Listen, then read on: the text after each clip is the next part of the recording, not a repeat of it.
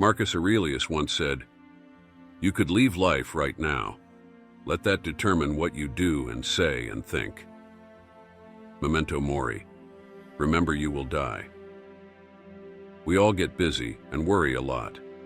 But when we remember that life is short, we start to value the present moment more. Thinking about death isn't meant to make us sad.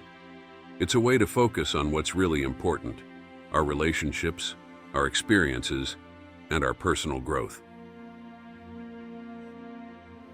One way to practice Memento Mori is through journaling. Write down your thoughts on mortality and what you would do if today was your last day. This helps clarify your values and priorities. By remembering our mortality, we focus on living authentically. We spend quality time with loved ones, follow our passions, and make meaningful contributions. Memento Mori also helps us let go of trivial worries. What truly matters is how we live, how we love, and the legacy we leave behind. Appreciate each day with gratitude. Reflecting on mortality teaches us to enjoy the small moments and live fully now. Take a moment now to think about what you're grateful for. Pause this video if you need to, and just reflect for a minute.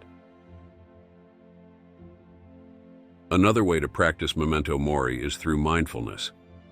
Mindfulness is about being fully present in the moment. It helps us appreciate life and make the most of our time. The Stoics believed that wisdom comes from thinking deeply about life. By studying Stoic teachings, we can gain insights that help us live better.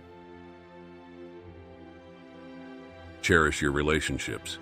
Spend time with loved ones and let them know how much they mean to you. Life is short, and these moments are precious.